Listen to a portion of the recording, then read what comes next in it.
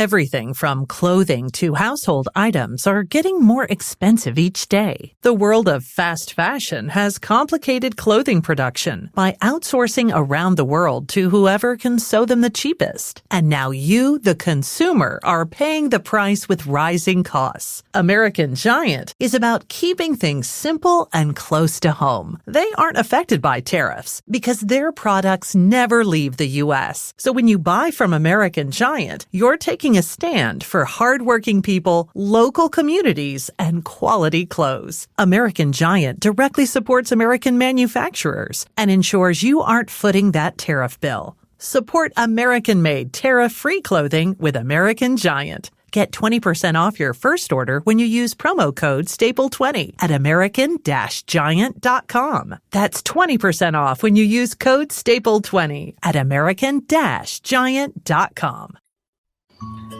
Hey, Ann Varner. Hey, Kare and DeVanie. We need a promo. You know, like where we talk about what we do on our podcast. On our Sugar-Coated Murder podcast? Like how we love to bake and talk about murder? That's what we need to talk about. There you go. I think we've talked about it. Y'all find us on all your favorite listening apps. Stay sweet. And don't murder. Because if you kill people, we will talk about you. The Murder Shelf Book Club contains disturbing content related to real-life crimes. Listener discretion is advised.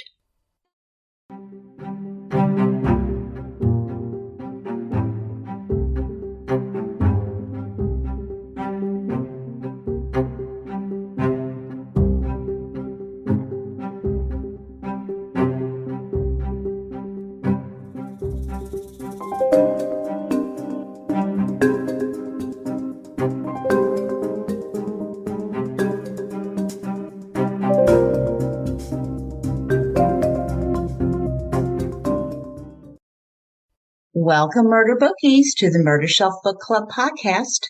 I am your host, Jill. I hope the holidays are going well, and this is episode 79, a sugar-coated interview with Ann Varner and Kare DeVanie of the Sugar-Coated Murder podcast, the authors of Click, Click, Click.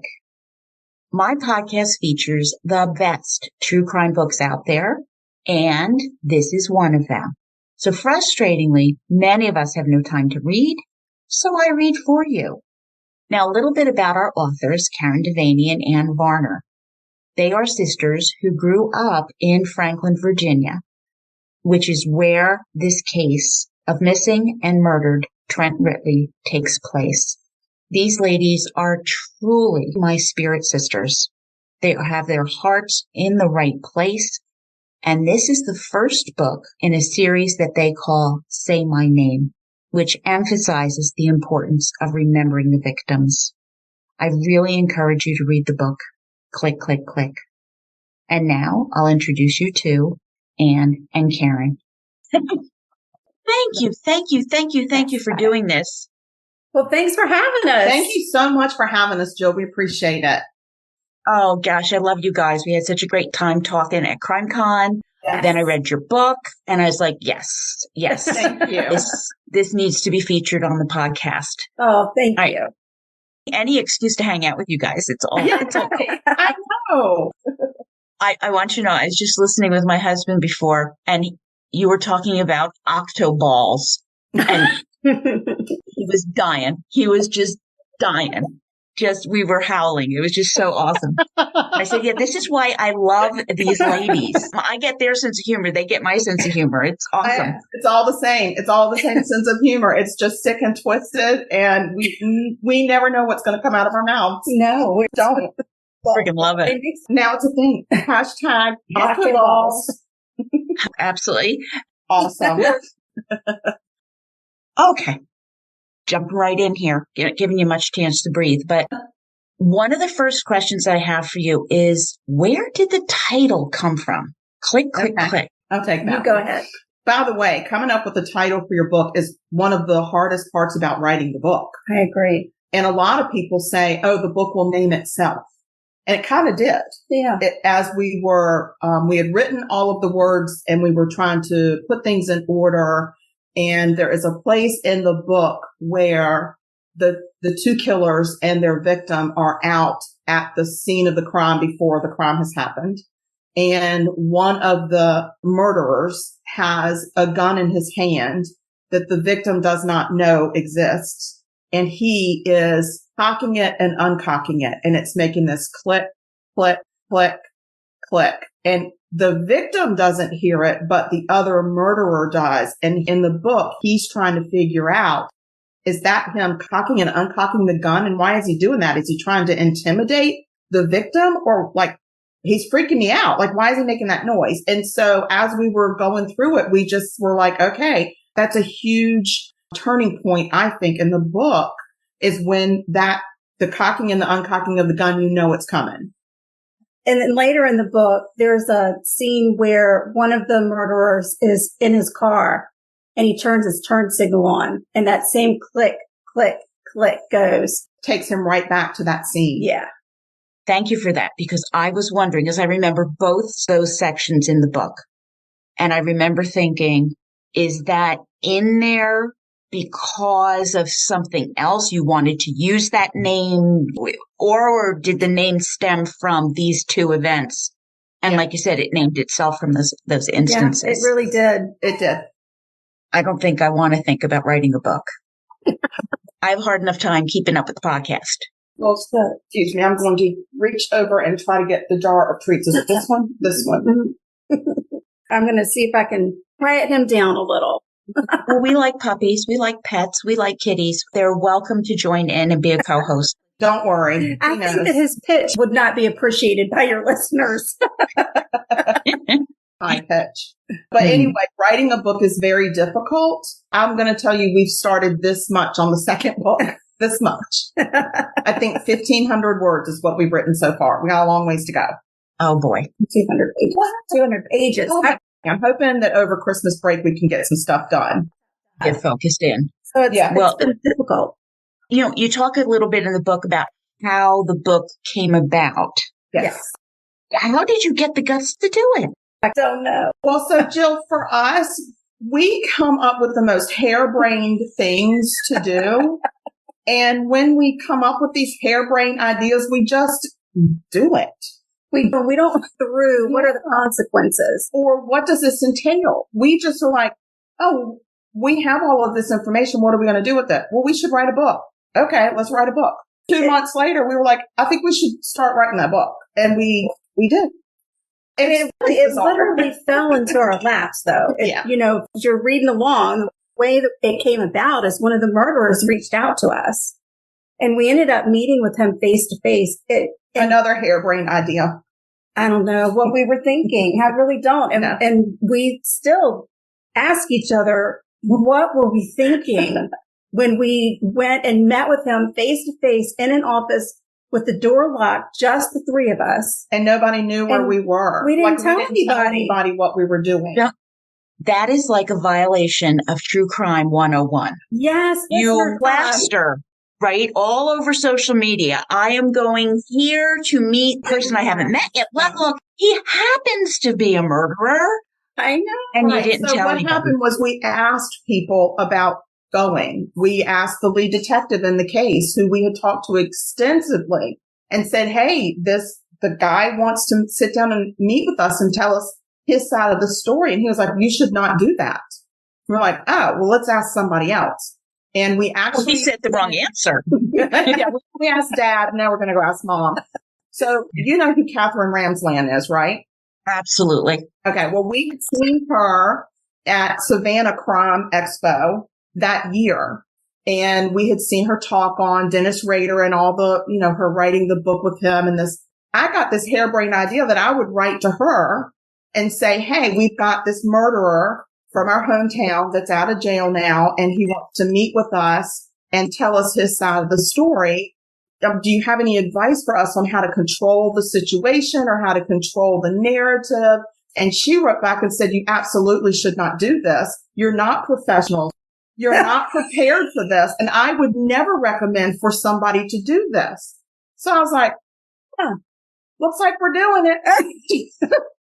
Okay, so we've talked to the COG, we've talked to the expert in criminal psychology, and they both said, don't do it. We're going to do it and not tell anybody. Yeah, so we just won't tell. Typical toddlers. Yeah, that's the kind of stuff we do. We're really dangerous as sisters. That's the problem. Yeah, our family sometimes tries to keep us apart. For good reason. I don't know if I would have the guts. I think you're incredibly brave for doing it. But thank you for doing it. Yes, but I wouldn't do it by myself, but I would go with my sister any time of the day. Like anytime. I would never do it by myself. Right. Agreed. But one thing to consider too is we grew up in the same town with this person. We knew him. We knew his family, his brothers, So I think at the time we were more relating, even though we had multiple conversations on the phone where we cried and we hung up and we were like, I think I had PTSD from that conversation. We still kind of thought of him as that kid that we grew up with. Yeah. So I don't think until we sat down and heard the click of the door. Yeah. We were like, holy crap. Another click. And then later when we came out, we were shell shocked. Yeah. There's a big difference between having a phone conversation and not seeing the person's face and having a face-to-face conversation about how he murdered another person and realizing that you can have caring words or enunciate your words in a certain way, but your face is telling a different story. Yeah. What story was his face telling you?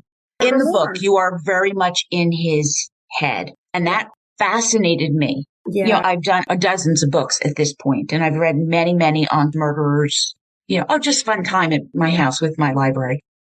But I don't always get the sense that, they're telling us the truth. No. When you're being interviewed or you're getting a transcript from a discussion with a police officer or, they're still, even years later, they're still kind of bending that truth while Mike seemed to be talking a lot about himself. But thank you. I got that internal dialogue. Mm-hmm. Yeah. I think he's truthful about at least his perceptions and what was going on in his head. Still seemed to be downplaying a little. Yes. Absolutely truthful about the facts of the case. Truthful about this is how we planned it. This is how we covered it up. This is how we got away with it. Very truthful, almost to the point of pride. Right.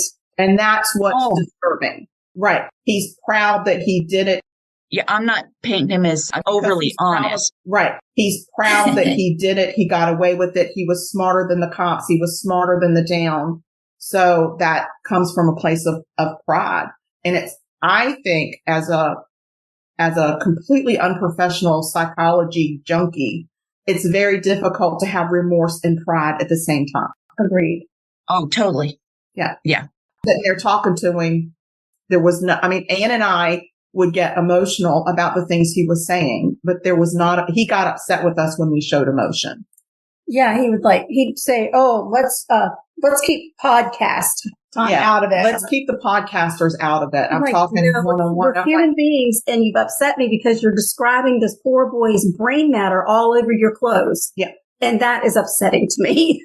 Of course, we didn't say anything. We just kind of sat there dumbfounded, Well, and when we did get emotional, he threatened to shut it down, and we wanted to get this story from him. Yeah. So we had to sit in it.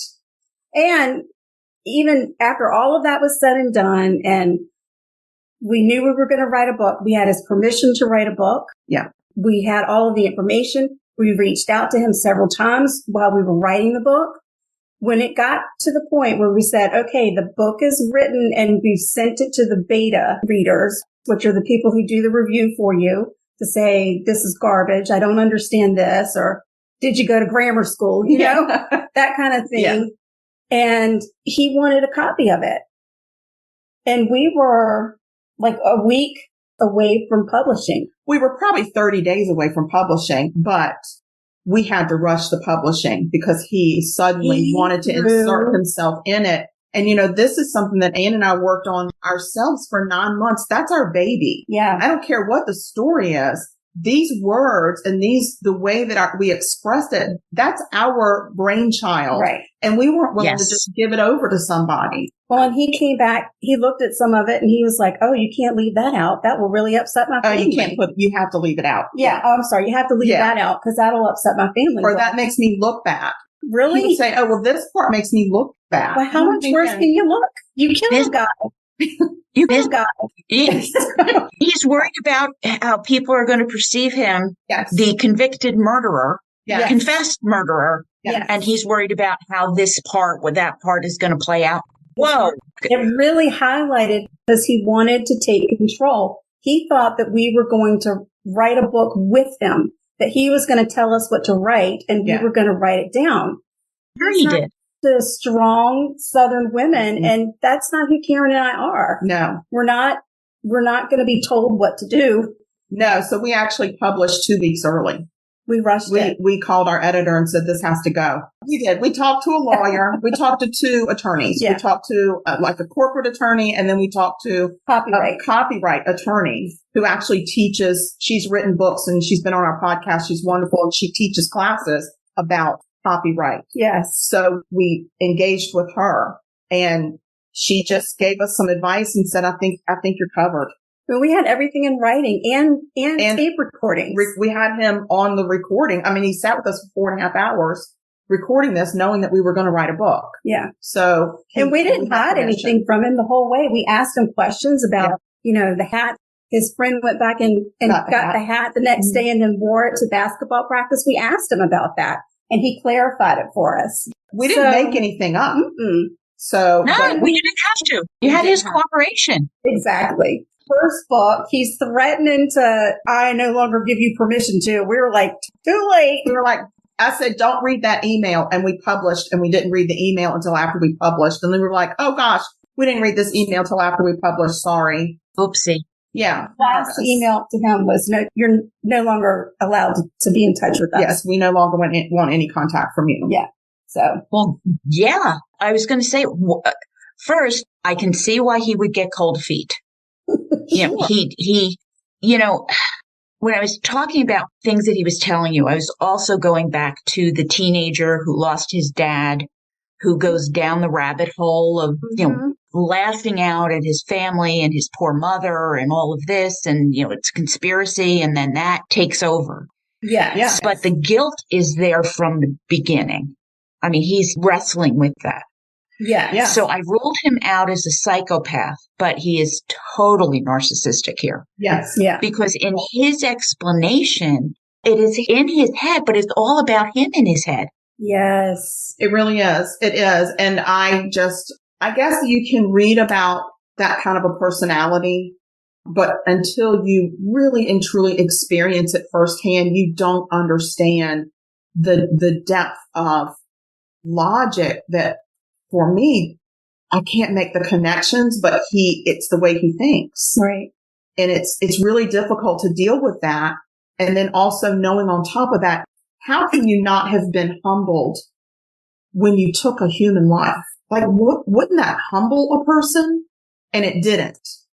So then you think, my gosh, this is off. Like, this is way off. Yeah. Because for me, I'm just, we were so empathetic to this boy who lost his life at 17 years old. He lost his life. He no longer existed. He didn't get to graduate from high school. He lost his life and what all of that meant and what that meant to his family. And so we were in a very empathetic feeling about this whole thing, which really, truly, a narcissist angered him. Right. Because it seemed like we were on the victim's side and not on his side. You're not focusing on him. Right. A narcissist can't put up with that. You're telling the story of how I did this thing. Yeah. And the target, he's irrelevant. My planning went into this and, how I drove the car and my feelings about all of this and how I had to deal with my guilt and my poor family, and never making that gulf is way too wide. He's not going to make that jump and say, the victim. You feel bad for. No, he can't. No, that's not going to happen. Boy, does that come out in the book. Well, I'm glad that it does come out and that people that read it are understanding that, because I think for Anne and I, we don't want to just highlight, our main goal, of course, is to highlight Trent and his life and how it ended so senselessly, but also how this line of thinking in a young person who's not being checked on can really take them to a bad place. Right. And that's what happened here with these two guys. Yeah.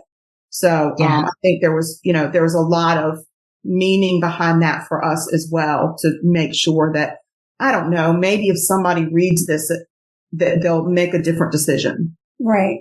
These thoughts in my head, maybe I need to go talk to somebody, a professional about it, because I don't want to go there. Or a parent. If a parent and they're like, oh yeah, my kid is locked away in the basement and I don't know what's going on down there. Maybe they'll take the door off the hinges because you're the parent.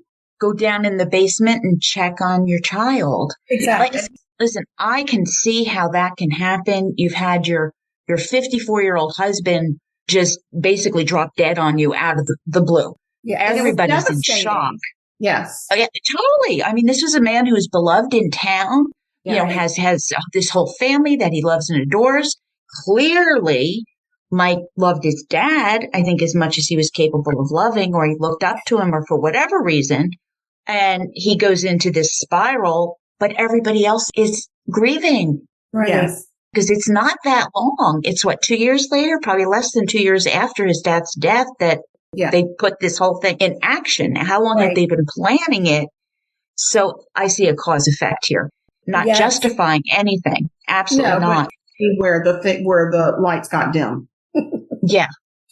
And because you're trying to cope with your loss of your husband, keeping your family going, keeping your house. So all of a sudden, not just your life partner, but the person that provides for you every day is like literally just swiped right out of your life. And now you're a single mom. You've got a kid still in high school and he's real pissed off. I mean, and you've got older kids that are grieving the loss of this patriarch. And you're having to pick up the pieces. I don't blame her. Oh, no. At all. I don't know where this certainly, it just would happen so easily because she had so much on her plate and she was devastated. And so I don't think there was any intention there. No. But I think if someone else who's living a parallel life that's going in that direction, and a child in that home or a nephew or whoever starts spiraling, maybe that radar just can tweak a little bit and it may really help. Yes. Right. And there's something to say about grief counseling. I think grief counseling is really important, and especially for young children that lose a parent. I think grief counseling is almost a must because you have to learn, with boys 17 years old, they are nothing but a swirling cyclone of hormones. And so where do you put those feelings in that cyclone of testosterone? It doesn't fit. Right. So of course it's going to come out as anger. And they just, at that age, they don't have the coping mechanisms that they need to have to make logical decisions. Yeah. They need guidance. Yeah. And unfortunately, the radar was not bleeping. It just fell off the radar when that was going on. Yeah. This friendship that formed between these two murderers, this ride or die, it's the two of us against the world. It just was able to bloom and take life. I mean, it was like we called it the dark passenger. Yeah. Because when they were together, it was like there was another entity in the back seat of their car riding along with them and feeding them these feelings of the world is against us and we need to get back control. If you're having these horrible, dark feelings and thoughts and whatnot, and there's somebody else who is also experiencing them, that is a validation too. Right. I'm not alone. Look, he gets it. He understands it. And off they go, spiraling into this dark passenger and accepting these thoughts as, we can do this. We can really do this. Yeah. And gosh darn it, they went and did it. They did. They really did it. And they didn't get caught and they covered it up. And that to me is somehow a nod to their intelligence in a really sick way. Right. Because they had to plan things. They had to carry it out. They were organized about this. Very organized. Oh, yeah. And I'm not saying that Franklin had a bad police department at the time, but I don't think anybody thought anything like this could happen. No. So I don't know that they were, I think some of them maybe decided from the very beginning that this wasn't a murder, that this was something different, that he just ran away because they couldn't in their mind think, why would this student be killed? Right. Exactly. Yeah. I don't think it ever entered their mind that it was murder. There was no body, first of all. There was no crime scene, no body. Right. Why would you think murder? Yeah, it's not like there was blood spatter in the back seat or something. It was just an empty car with a window down. Yeah. Exactly. I'm not sure that they dug as deep as they could have dug. They were certainly a lot missed when they got the car. Yeah. They didn't process it for weeks, left it outside with the windows down. And I think they probably could have pulled some stuff out of that car if they had, but if they had dusted inside or looked for fingerprints or hair. But, I think police investigation has come a long way in a very short time. Yes. And I also think this is a small town, a very small town with a small police force. Yeah. And so, you don't have you probably have one or two detectives in the whole police force because you don't need it. You don't need it. So they're busy trying to track down stolen bicycles. They're not dealing with murder every day. It's not like Chicago or wherever, like a big city. Right. So I don't know that it would have gone unsolved for so long if it was in a bigger city. Right. Today in true crime, the first thing you think of is the husband did it. Look to the immediate family, right? Right. But then you move on to who was last with the victim. Right. And they put themselves there. They did, but they also lied about their interaction with him because they said they were did. supposed to meet him and he never showed up. And they took them at their word. And part of the reason is because Mike was from a prominent family in the community, because the same thing happened to those other boys who were suspects, where he was supposed to go to a party with them. The police really, when I say they went after those boys, they made their lives miserable. For 2.5 years, they followed them. But they didn't do that to Mike and Fred. No, they didn't. They didn't. And I think it was because Mike was from a prominent family. Everybody knew his family. And so they would have never suspected that. But those other 3 boys that were the original suspects, they remained the prime suspects for 2.5 years. And these kids it started out in high school. Yep. And they lived in that town and the police continued to go after them, question them, almost harass them to the point that they developed PTSD from that. Yeah. To this day. To this day, because they were suspects in their best friend's murder. It was really difficult to handle. Did they ever get an apology for being treated that way? No. I don't think so. Not that we're aware of. The response they got was, "Let's doing our job." Yeah. Yeah. Yeah. Listen, the whole plotting, the murder, it's upset the daylights out of me.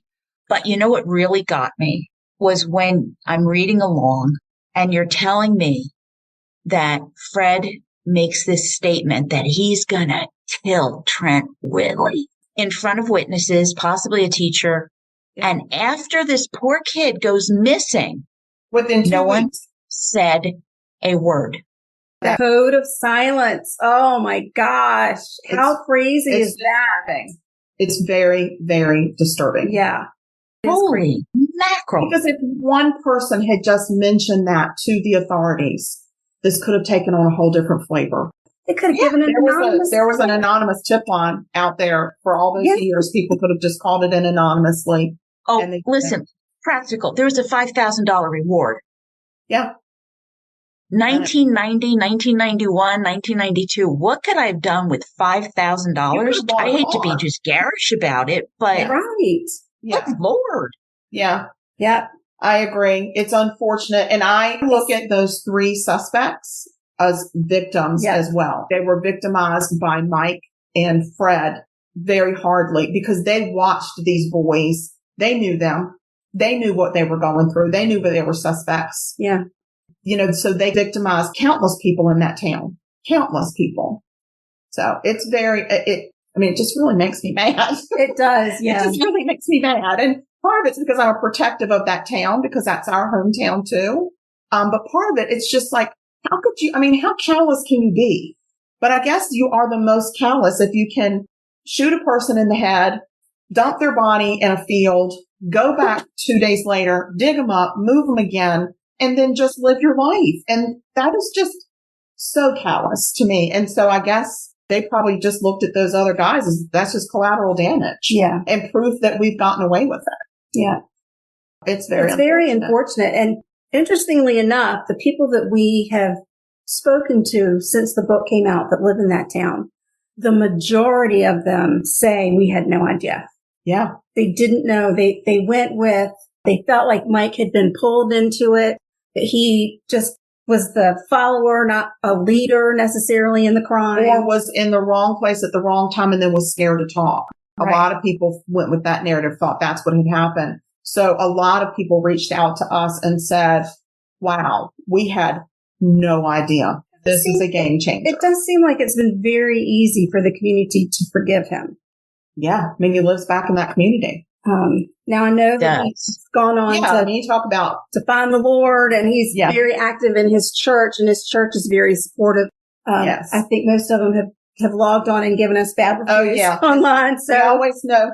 God bless them. Yeah, God bless those churchgoers because they are really good with giving us bad reviews on Amazon, and yet they're not verified purchasers. They're not verified purchasers. So they haven't read the book. Of course not. But that's okay. We feel really good about what we did. We did. We do. We feel like we did what we set out to do. And our ultimate goal was to memorialize Trent, which we've done. There is a memorial garden in the center of that town with a beautiful bench with his name on it on a plaque. And we did that ourselves. We did that out of the proceeds from the book. We blood, sweat, and tears. We dug the garden. We planted the garden. We did it all and Karen ourselves. Was just getting over COVID, and she had been so sick. Bless her. She was like, I know. I was laid out on the sidewalk for most of the afternoon. I would dig a hole, and then Ann would do all the planting. Or is that how we did it? We started that way. We started that way. And it's at one point, I was just laid out on the sidewalk. I was so exhausted, I couldn't even move. And she's still going.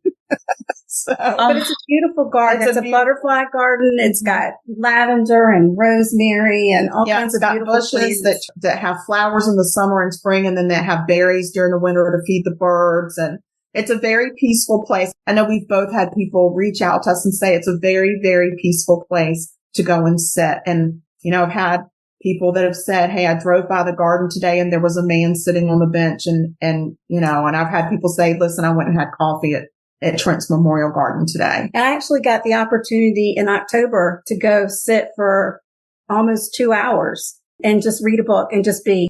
I was sending Karen pictures of the garden and we were talking about it. So it is a beautiful, peaceful spot, and it happens to be in the park right across the street from his childhood home. Yep. Where his car was found. Yeah. That is so beautiful that you did that. I'm quite frankly, I'm sorry that it took that long to have it done. Agreed. But clearly this story was waiting for you. It was waiting to be told, and I think it was waiting for us. I think the universe said it's time for it to be told, and somehow we were trusted to do it. And I think we're really proud of the way that we did it and that we carried out the goal, which was to memorialize Trent. He is a permanent fixture in that town now, no matter what. Yep. Bolted to the ground to a big cement slab. It is not going anywhere. No one can take it. We made sure it was not going to walk away. Did you get feedback from Trent's family? You know, murder is a very hard thing to talk about with the family. We had spoken to his brother at length when we were doing all of our research, when we first thought we were going to be doing a show for the Discovery Channel. And the investigator went and talked to Trent's dad. And it's still too painful. It's just too painful for them to talk about. His mother has passed away. One of his brothers has passed away. He has another brother that lives out of state. And we made a promise to the brother that we spoke to that even if the show didn't get made, somehow we were going to find a way for the people in that town to say his brother's name. Because he said, nobody talks about my brother anymore. And we're going to find a way. We don't know how we're going to do it. At that time, we were like, we have no idea how we're going to go about doing this, but somehow we're going to do it. And we're going to find a way to memorialize your brother. And he was so grateful. And I will tell you that about maybe 3 months after we got it all installed, that brother passed away. He did.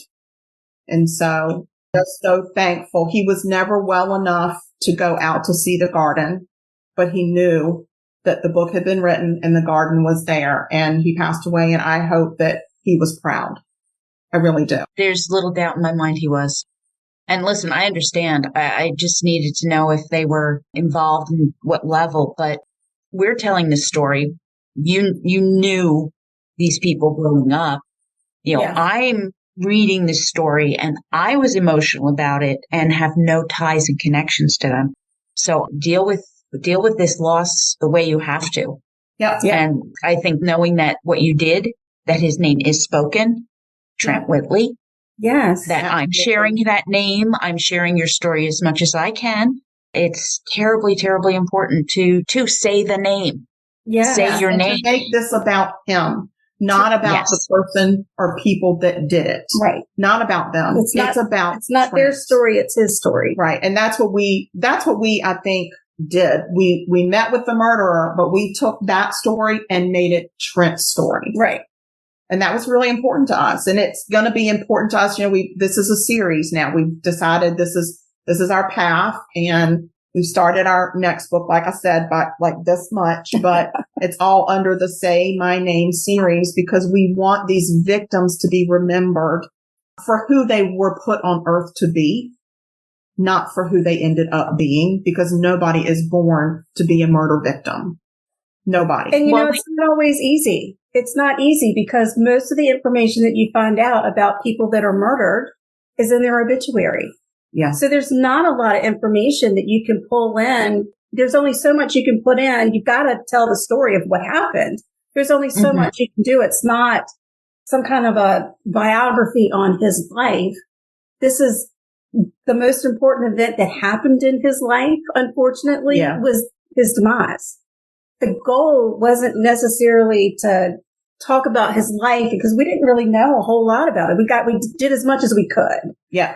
The goal was to have people in the community recognize that this terrible thing happened to a member of their community. And we always wondered about it. And now we know what happened to him. And now there's a memorial in our town for him because he needed a memorial in that town. He grew up in that town. His family has lived in that town for forever. Yeah. So it's not, doing your research and stuff on murder victims that is not easy. Yeah. So we have believe me, story in some kind of a way. They get forgotten. Their legacy becomes what happened to them. Right. And we have to change that narrative, especially in the true crime community. We have to change the narrative because it has to be victim central or you're in it for the wrong reason. Right. I agree. And, we have full-time jobs. So it's not like we're authors and we're, making millions of dollars. We don't have a big publisher. We did our own self-publishing. Yep. But our ultimate goal was to tell the story and to memorialize Trent. Yeah. Well, I think you achieved that. A glimpse inside the mind of a murderer. Woo! Yeah, that's... Oh, yeah. You hit that out of the ballpark. Let me tell you, that was incredible. Well, he made it. I read so many murder books, some that I do and some that I choose not to do. And you're so right. Many times looking for the victim in the story can be really difficult. Yeah. That's why I always do what I call 2ndCast. Third episode is part of 2ndCast, where I'll finish the story, but then I will have looked up and researched the victims in as much detail as I can find, going back to old newspapers. I'm sure you did the same thing, pulling out statements from people who knew so-and-so and where they were and what they did. And it's really grueling. The biggest challenge I had is when she married the Green River serial killer. Oh. Gary Ridgway has 49 victims. Right. And if I did a minute on each victim, there's a whole episode right there. Sure. I managed to say something about each and every one. And it was a labor of love. It's not all about him. The book came from the viewpoint of what happened when she was married to him. Yeah. There are victims here that I'd like to talk about and highlight. And I did the same thing I did a book on Ted Bundy. Right. Oh, wow. I think what happens is it's easy to write about the murderer because once they do these heinous crimes, every part of their life is dissected and studied and analyzed. And it's printed in media, talked about on talk shows, in podcasts, things like that. It's the easy part is the murderer. Right. And I think you're right. It is a labor of love to go and find something about that victim that shows that victim was a viable human person and was not born to be a victim. They had a different purpose on this earth, and to give some flavor of who they were before this horrible thing happened. And it is a labor of love because it's not easy to find it all the time. No, you really have to dig. It's hard. And thank you so much for remembering Trent, for bringing this case to my attention, because I sure had never heard of it. I'm thrilled to be promoting your book and the story so that more people can say his name. And there's our guy. There he is. Yeah. What a sweetheart. Yep. Well, we appreciate that you've read the book and that you're doing this to highlight it. It's another way for Trent to get his name out there. Oh, yeah. And his story to be understood by other people that are outside of our little hometown. I think we felt like not many people were going to read it. And I think more people read it than we thought were going to read it. So we are it's been a year since we published, and we've sold over 900 copies of our book. Yeah. Not bad. That is fantastic. That means 900 people out there have said Trent's name. That's right. And that's so important. That aren't necessarily from Franklin or even Virginia. Correct. Yeah, that's even better. So that's why we appreciate you, Jill, and talking to us about this because, again, some more people are going to hear about him. Yep. Yeah. I tried to put him and what you found about him at the center while I'm telling your story, because it's your story. So I want to make sure I do that accurately and respectfully. And by the way, I don't tell you everything, so you still have to read the book yourselves. Murder Bookies. Exactly. There's so much. You need to read it. Oh, yeah. Yeah, you can get a little insight into what that quirky little town is about. That's right. And the way that we left our mark on that town in more ways than one. Definitely. Ladies, thank you so much. Oh, Trout, you've been so good. You've been such a good puppy. He's going to have to go on a diet. I know. I think he's gained like 3 pounds just sitting here tonight because he's had so many treats to try to keep him quiet. Well, he was a wonderful co-host. And ladies, thank you so much. Jill, thank you. We can't thank you. Again, another opportunity to hang out with you. Exactly. Yes. We have to come up with more. Honestly, we got to put our heads together. I'm sure we will. We'll get creative. Definitely. I'll let you know when the episode airs. And listen, stay sweet. Don't murder. Because if you kill people, we'll talk about you and we might write a book about you. We will write a book. We're never going to be nice about it. No. Well, there you go. I can feel the murder rate drop. There it is. Do our part to save the world. There's the deterrent. Here they thought it would be the death penalty. No, because Karen and Ann are going to talk about you. All righty. Bye-bye, ladies. Take care. Bye. Well, Murder Bookies, that wraps up my interview with Ann and Karen, the authors of Click, Click, Click. I truly had such a wonderful time chatting with them and getting all their insights into how the book came about. I'm so glad to hear about Trent's Memorial Garden and that there is a place to remember him in Franklin, long overdue, and the brainchild of Ann and Karen. Thank you for listening, Murder Bookies. I see you as you hear me. In 2 weeks, we will start my next book, Frozen in Fear, a true story of surviving the shadows of death by Jane Carson Sandler. I met Jane at CrimeCon 3 or 4 times at this point, a lovely, gracious woman and a survivor who would eventually testify against her rapist-turned-killer, Joseph DeAngelo, the Golden State Killer. I started this podcast with Michelle McNamara's I'll Be Gone in the Dark, episodes 1 and 2, on his reign of terror. So now it's time to do a story on a survivor and the aftermath. So that's coming in 2 weeks. Now please take a few minutes to leave an awesome review and share your thoughts with me at jill@murdershelfbookclub.com. You can find me on Twitter, Facebook, or Instagram. You can join Patreon for $4 a month and help me pick our next book that I'll be featuring. Links are on my blog at murdershelfbookclub.com with sources, photographs, show notes, our snack recipe, and wine pairing too. Always trust your gut and lock your doors and windows.